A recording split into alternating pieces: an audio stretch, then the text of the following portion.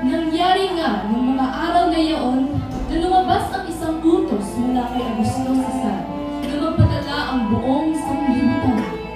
Ito ang unang dalaang mamamayan na ginawa ng si Quirino ay gobernador sa Syria.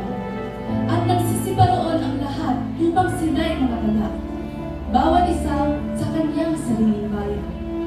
At si Jose naman ay umahon mula sa Galilea, mula sa bayan ng Nazareth hanggang sa Judea, sa bayan ni David na kung tawagin Bethlehem, sapagat siya'y sa angkan at sa lahi ng David, upang padala siya sa Tina si Maria na mag-aasawa sa kanya, na kasalukuyang kanina.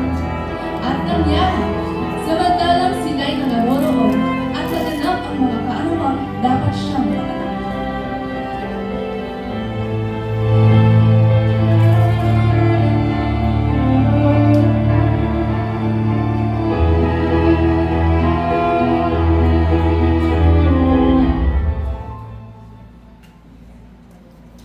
Narito, ang aking asawa ay malapit ng mga anak. May silip bang pwede namin matuluyan? Paumanhin, Ginoo. Puno na ang lahat ng mga silid.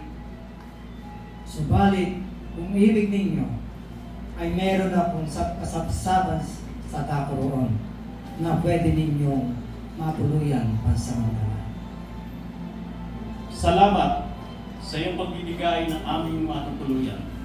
Halina't sasamahan ko kayo.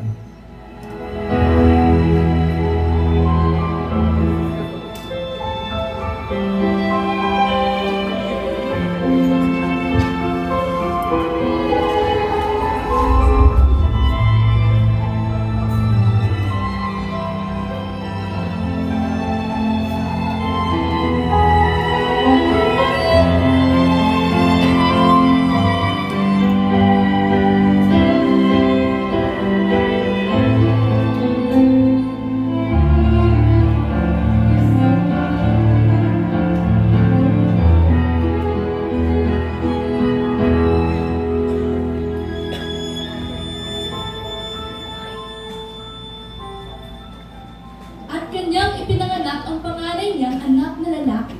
At ito'y binalot niya ng mga lampin at iniga sa isang pasagsaban, sapagkat wala na silang lugar na para sa kanila sa tuluyan.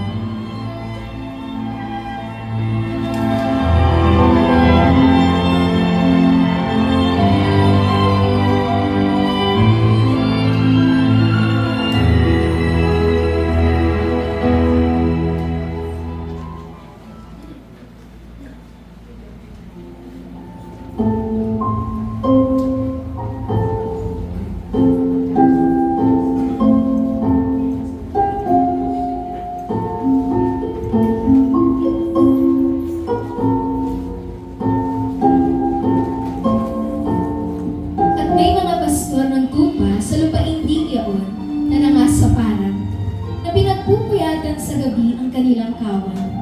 At tumayo sa tabi nila ang isang anghel ng Panginoon. At ang kalwalhatian ng Panginoon ay nagliwanag sa palibot nila. At sila'y totoong nangatakot.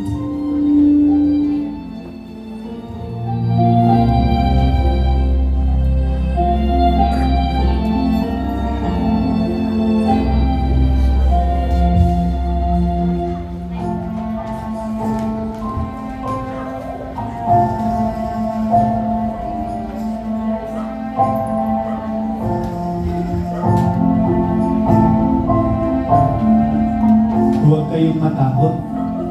Ako'y may dalang mabuting balita ng malaking kagalakan. Sapagkat ngayong araw sa bayan ni David ay isinilang sa inyo ang isang tagapagligtas. Siya ang Kristo, ang Panginoon.